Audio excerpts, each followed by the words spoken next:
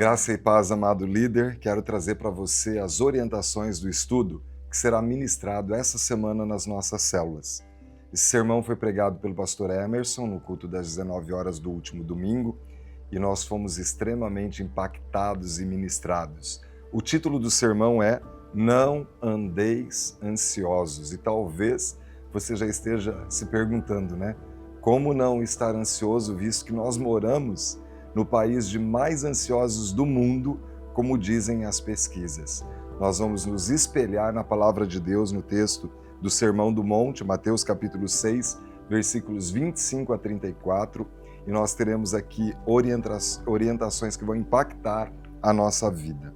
A introdução do estudo, nós temos a pergunta que abre o nosso estudo, que está assim: a ansiedade tem prejudicado sua vida e seu relacionamento com Deus? De que forma? A ansiedade muitas vezes nos leva a duvidar do cuidado de Deus, não é? Nós temos uma preocupação excessiva, achamos que nós temos que resolver, e aí a gente começa a confiar na nossa capacidade e não no poder de Deus, que Ele é o Deus da providência. Então hoje nós vamos refletir sobre isso, como que nós podemos viver de uma forma muito mais adequada, porque a ansiedade pode ser um sinal de falta de fé, de confiança de um Deus que intervém na história e muda as nossas circunstâncias. Normalmente a ansiedade é causada por um excesso de futuro, preocupação com o futuro. E nós temos que entender que a palavra de Deus diz que basta a cada dia o seu mal. E na nossa introdução está assim: a ansiedade é um dos maiores desafios dos nossos dias. Vivemos em um mundo que constantemente nos pressiona com preocupações sobre o futuro, trabalho, finanças, saúde, relacionamentos, né? Aqueles que estão enfrentando crise conjugal, às vezes, pessoas que são solteiras e têm o desejo de casar e parece que o tempo vai passando e não acontece e vai ficando cada vez mais ansioso, não é? No entanto, Jesus nos ensina que a ansiedade excessiva revela uma lealdade dividida entre confiar em Deus e depender de nós mesmos. Como podemos aprender a descansar na providência do Pai Celestial e viver em paz e confiança? É sobre isso que nós vamos compartilhar. Primeiro tópico: Deus como provedor. Se Deus cuida de toda a criação, por que ainda duvidamos que Ele suprirá as nossas necessidades? Sabe por quê?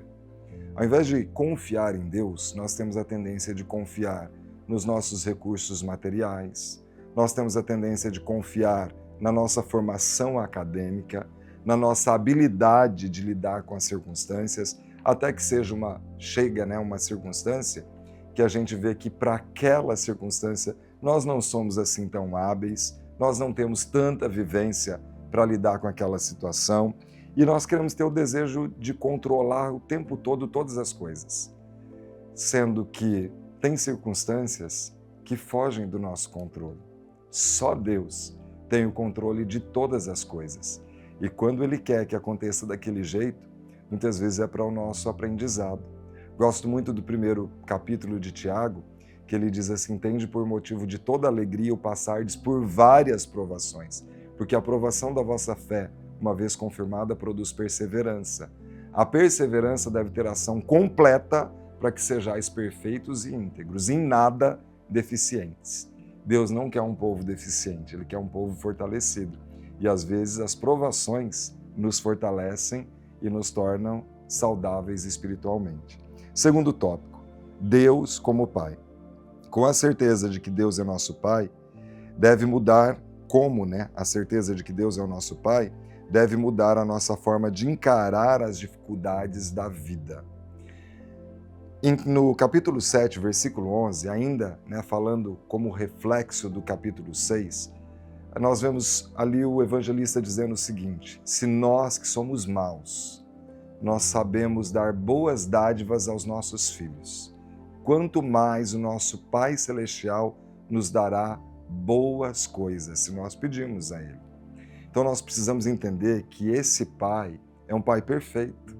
Às vezes a gente olha para Deus a partir do nosso Pai terreno, que por bom que tenha sido, Ele falhou em algum momento. Mas o nosso Pai Celestial, Ele não falha. E Ele tem boas coisas, boas dádivas a entregar a nós. E nós sempre queremos ver o sucesso dos nossos filhos.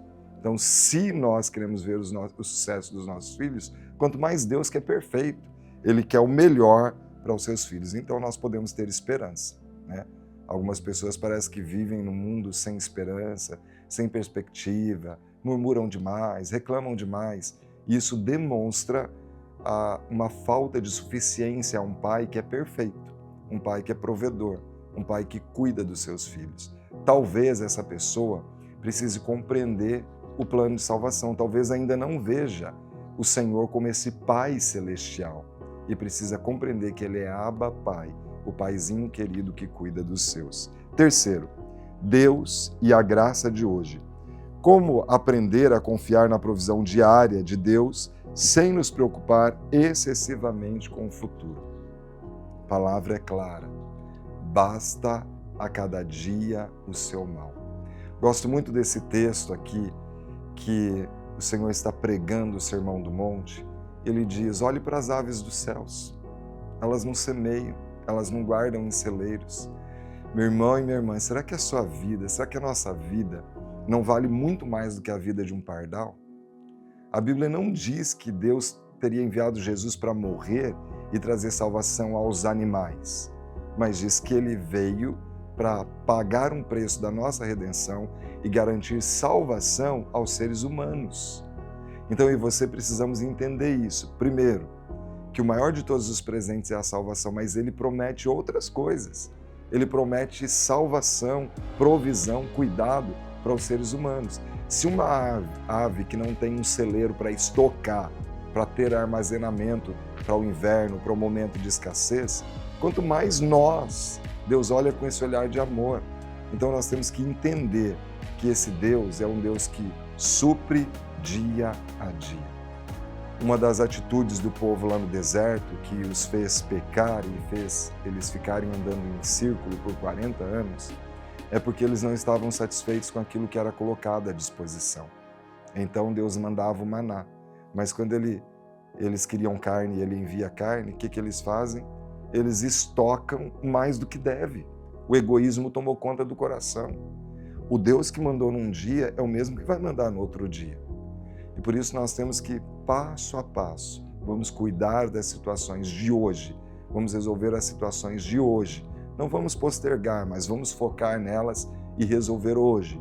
Não vamos ter ansiedade com aquilo que ainda nem aconteceu. Quantas pessoas passam uma vida inteira achando que vão morrer de câncer e acabam às vezes morrendo de acidente, não é? Deus é soberano em todas as coisas. Ele tem cuidado de nós como uma menina dos próprios olhos. Então, essa questão, Deus e a graça de hoje. Deus tem provisão para hoje, descanse na provisão dele. Ele está cuidando de nós. Ele é Deus de amor e de bondade, de misericórdia e de fidelidade. O estudo conclui da seguinte forma: a ansiedade é uma oportunidade para reconhecer onde temos depositado a nossa confiança. Quando Jesus nos diz para não nos preocuparmos, Ele não está nos mandando ser irresponsáveis, mas está nos chamando a depender completamente dele. Em Mateus 6,33, temos a chave para vencer a ansiedade. Buscai primeiro o reino de Deus e a sua justiça, e todas essas coisas vos serão acrescentadas. Quando eu e você vamos a Ele, nós podemos descansar. O restante vem como acréscimo. E aí nós temos aqui sugestão de aplicação prática. Ore diariamente entregando suas preocupações a Deus.